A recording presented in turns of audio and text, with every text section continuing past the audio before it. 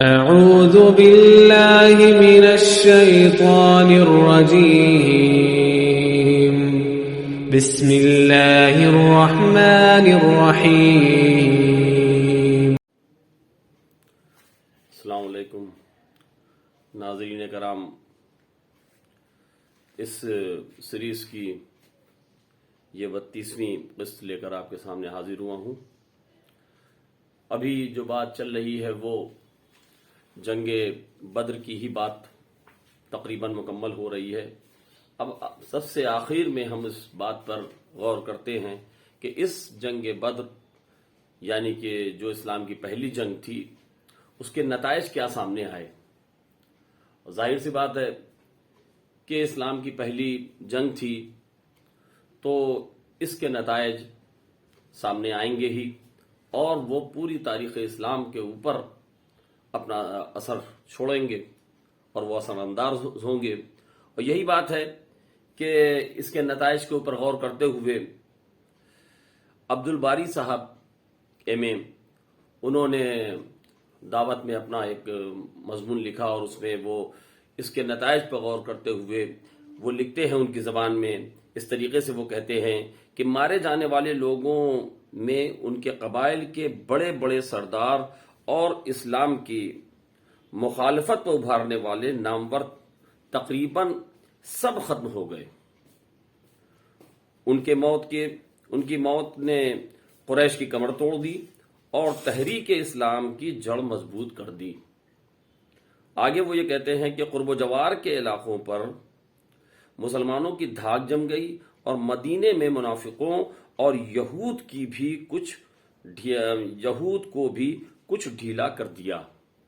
یعنی یہ ان کے سامنے جو ظاہر طور پر جو اس کا اثر ہوا وہ اس طریقے سے ہوا کہ قریش کے تمام بڑے بڑے سردار اور پہلوان وہ سب مارے گئے اس جنگ میں، اور اس کے اثر مدینے میں جو یہود تھے ان پر بھی پڑا اور قریش پر تو پڑا ہی۔ لیکن اگر اس کو اور غور سے دیکھا جائے اور اسلامی نگاہ سے اس کے نتیجے پر اس زاویے سے غور کیا جائے کہ وہ جو جنگ میں جو مقتولین تھے، جو مارے گئے کفار کی طرف سے لوگ، اور جنہیں سب سے زیادہ مولا علی نے ان کو قتل کیا، ان کی فہرست کو سامنے رکھا جائے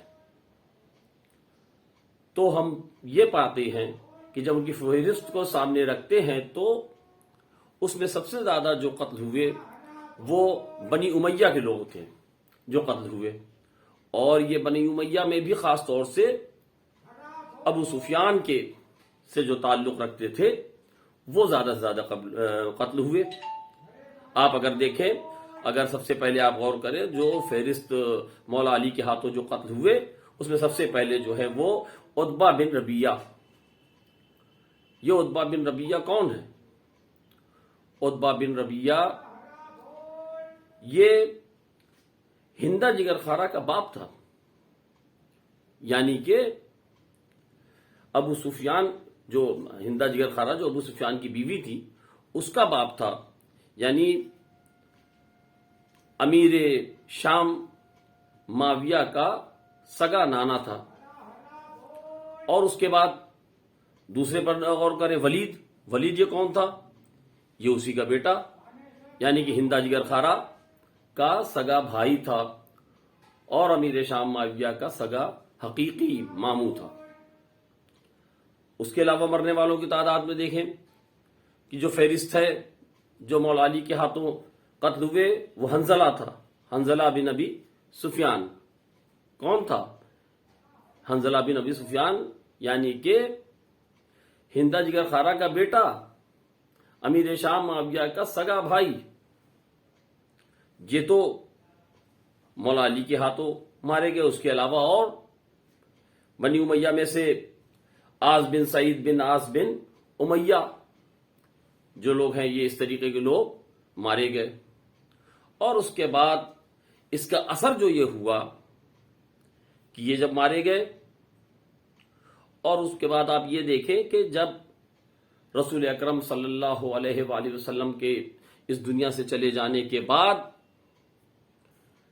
جب یہ سامنے جو موقع آیا وہ اس طریقے کا موقع آیا کہ اس کو اگر ہم سیاسی مجبوری نہ مانیں تو اور کیا ہے کہ وہی علی اور آل علی یعنی بنی ہاشم کے جو دشمن تھے انہی کو، جو بنی ہاشم کے دشمن تھے، ان کو اس طریقے سے ان کی تربیت کی گئی کہ آگے چل کر یہ سب سے بڑی، چاہے اسلام کی غلطی سمجھا جائے یا کچھ اور سمجھا جائے، کہ انہی کو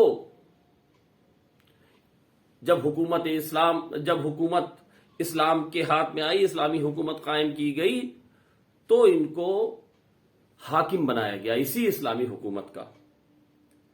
اب آپ ذرا عرب کی اس خصوصیت کے اوپر غور کیجئے کہ جس میں وہ انتقام لینے کی خصوصیت ان کے اندر تھی، کہ وہ انتقام ضرور لیا کرتے تھے، تو کیا یہ انتقام کا جذبہ ان کے اندر موجود نہیں تھا؟ ان کے اندر بھی موجود تھا انتقام کا جذبہ۔ یہی وجہ ہے کہ جب واقعات کربلا کے بعد شام کے دربار میں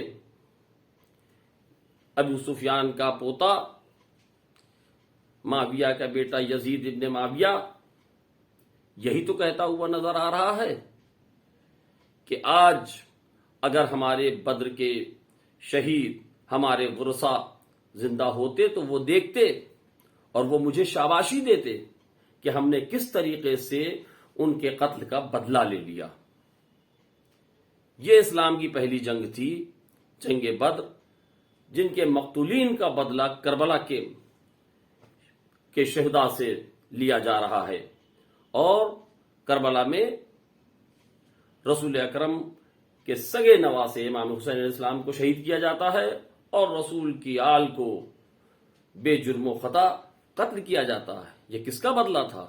یہ اسی جنگ بدر کا نتیجہ تھا۔ اور اس سے تھوڑا سا اور آگے بڑھ کے اگر ہم دیکھیں، اور اس کے بعد جو قتل ہونے والے جو مولا علی کے ہاتھوں سے قتل ہوئے تھے، ان کی فہرست پر جب نظر کریں تو ہمیں نوفل بن خویلد، یہ کون تھا؟ طلحہ کا چچا، اور اس کے بعد امیر بن عثمان، یہ کون تھا؟ زبیر کا چچا۔ یعنی نہیں، جو نوفل بن خویلد تھا یہ زبیر کے چچا تھا، اور امیر بن عثمان یہ طلحہ کا چچا تھا۔ تو ہم اگر غور کریں تو یہ سمجھ میں آتا ہے کہ اس کے بعد جو تمام جنگیں ہوئی ہیں، چاہے وہ جنگ صفین ہو، چاہے وہ جنگ جمل ہو، چاہے وہ واقعات کربلا ہو، ہر اس پر جنگ بدر کا اثر پڑا، کیونکہ یہاں یہ مقتولین رہے اور ان کا بدلہ ان جنگوں میں لیا گیا۔ تو اس طریقے سے جنگ بدر کے جو اثرات سامنے آئے ہیں وہ کافی دور تک اس کے اثر سامنے آتے رہے، اور اس طریقے سے جنگ بدر رونما ہوئی اور اس کے یہ نتائج سامنے آئے۔ اس کے بعد اب ہم دیکھیں تو جنگ بدر کے فوراً ہی بعد یہ جو یہودی بستی وہاں پر موجود تھی، جنہوں نے پہلے ہی معاہدہ کر لیا تھا، اور معاہدہ اس طریقے سے کیا تھا، اور رسول خدا سے ان کا معاہدہ یہ ہوا تھا کہ اگر کوئی باہر سے رسول کے اوپر کوئی حملہ کرتا ہے یا جنگ کرتا ہے تو یہ اس کا ساتھ نہیں دیں گے بلکہ رسول کا ساتھ دیں گے۔ لیکن ایک جو جنگ اس کے بعد فوراً ہی بعد ہوئی، یعنی سن 2 ہجری میں رمضان کے مہینے میں جنگ بدر ہوئی، اور شوال میں یہ واقعہ پیش آیا جسے غزوہ بنی قینقاع کہتے ہیں۔ قینقاع جو ہے وہ یہودیوں کا ایک قبیلہ تھا، اور یہ ان کے پاس کھیتی ویتی یہ نہیں کرتے تھے، ان کے پاس جو ہے زمین نہیں تھی، لیکن بلکہ یہ لوگ پیشے سے سونار ہوا کرتے تھے، اور سونے کے صنعت گری کے ذریعے سونے کے لوگوں کے زیورات بنا کر اس سے یہ پیسے کماتے تھے۔ اور انہوں نے یہ کیا کہ جب جنگ بدر ہوئی تو بجائے رسول خدا کا ساتھ دینے کے رسول خدا کا ساتھ بھی نہیں دیا، اسلام کی فوج کا ساتھ نہیں دیا، بلکہ جو کفار قریش کی جو فوج آئی تھی اس کا ساتھ دیا انہوں نے. یعنی انہوں نے جو معاہدہ کیا تھا اس کے معاہدے کو عہد شکنی کر دی، اس کو توڑ دیا. جب جنگ بدر سے رسول خدا فارغ ہوئے اور اس کے بعد ان کی طرف رجوع کیا اور ان سے یہ دریافت کیا گیا کہ بھائی آپ نے اپنے عہد کو کیوں توڑا، تو بجائے اس کے کہ وہ اس بات پر نادم ہوتے کہ ہم نے غلطی کی ہے، اس کی معافی مانگتے، وہ یہ کہتے ہیں کہ آپ یہ جو کفار قریش سے آپ کی جنگ ہوئی تھی وہ مہارت، جنگ کے میدان کی مہارت نہیں رکھتے تھے، اس لیے آپ نے ان کو ہرا لیا اور اس کے بعد ان کو جو ہے شکست دے دی. لیکن ہم سے اگر جنگ کریں گے تو ہم اپنا ہنر دکھا دیں گے جنگ کے میدان میں. بجائے اس کے کہ وہ اپنی غلطی مانتے اور اس طریقے کی بات کر رہے ہیں. رسول خدا کو اس بات پر بڑا تعجب ہوا کہ انہوں نے عہد شکنی اس طریقے سے کر دی. جب انہوں نے عہد شکنی کر دی تو اب کوئی سوال ہی نہیں بچتا تھا. رسول نے ان کے اوپر،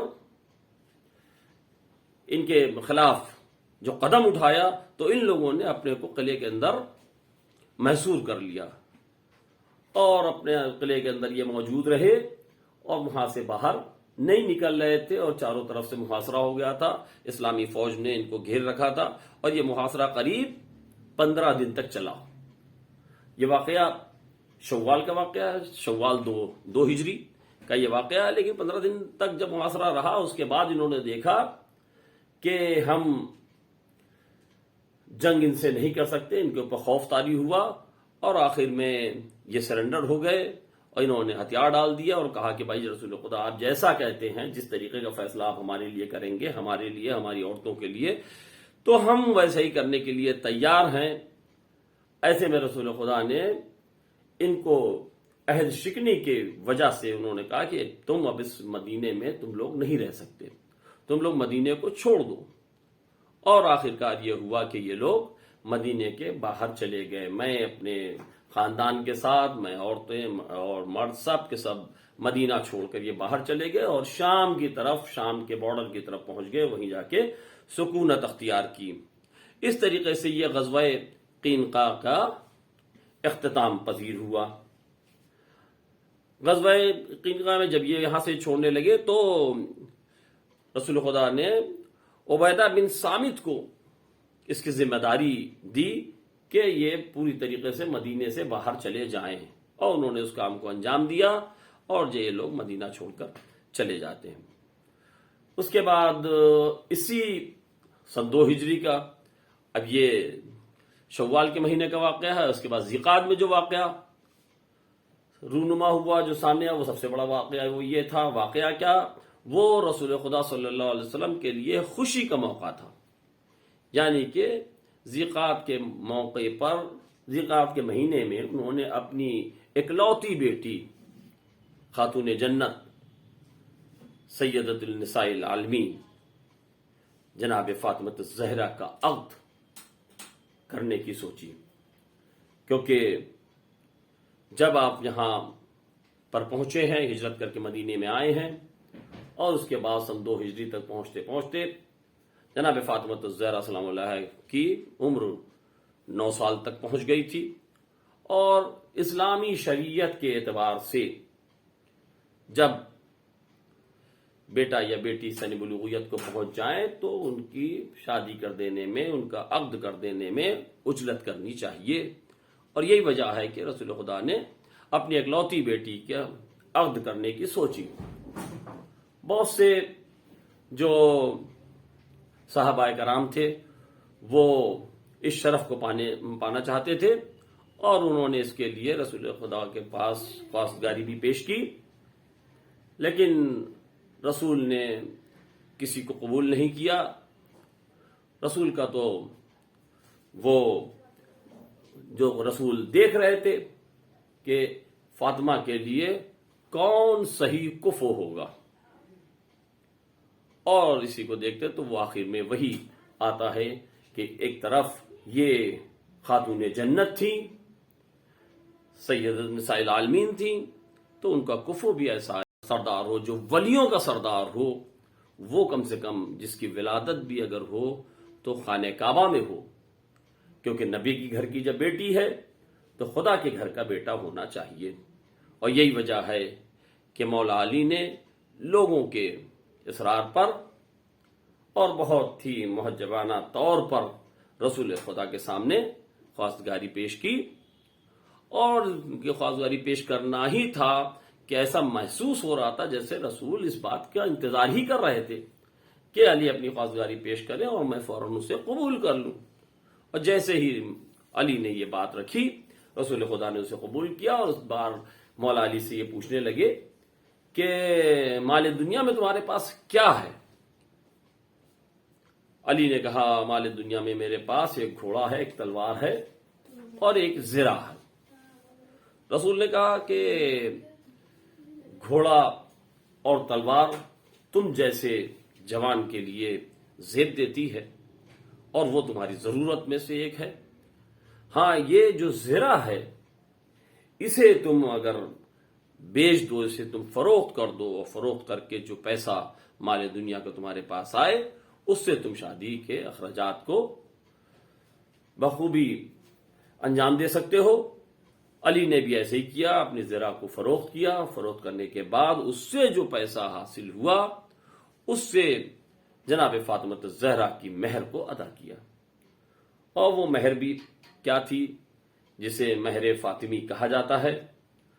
وہ مہر فاطمی 400 مسقال چاندی کی، یہ مہر فاطمی تھی جو آج کل کے اعتبار سے 113 تولے چاندی ہوتا ہے۔ یہ مہر آپ نے ادا کی، اور اس کے علاوہ جو ضروریات زندگی کے جو سامان تھے اس سامان کو مہیا کیا، اور اس کے بعد رسول خدا نے خود جناب سیدہ کا عقد مولا علی کے ساتھ پڑھ دیا۔ اور یہ سلسلہ پھر آگے بڑھتا ہے، اور اس طریقے سے آگے بڑھتا ہے کہ اس دنیا میں جوانان جنت کا وجود ہوتا ہے، اور امام حسن امام حسین اس دنیا میں آتے ہیں جو کہ سبط نبی کے طور پر پہچانے جاتے ہیں، رسول کے جو بیٹے ہوئے آگے چل کر۔ اور اس کے بعد یہ سن 2 کا جو 2 ہجری کا یہ واقعہ گزرا، اور اس میں سن 2 ہجری کا یہ واقعہ گزر گیا۔ اب اس کے بعد سن 2 ہجری کا بھی ذیقعد کے مہینے کا یہ واقعہ ہے۔ اب اس کے بعد ذی الحجہ کے مہینے میں جو واقعہ گزرا ہے، اس کے بعد سن 3 ہجری کا واقعہ آپ کے سامنے پیش کیا جائے گا۔ اور سن 2 ہجری میں جو اس کے بعد واقعہ گزرا وہ ہے کہ تبدیلی قبلہ، یعنی قبلہ بدلا گیا۔ اب آئندہ قسط میں تبدیلی قبلہ سے شروع کر کے سن 2 ہجری میں اور بھی جو واقعات گزرے ہیں وہ آپ کے سامنے پیش کریں گے۔ وآخر الدعوانا ان الحمد للہ رب العالمین۔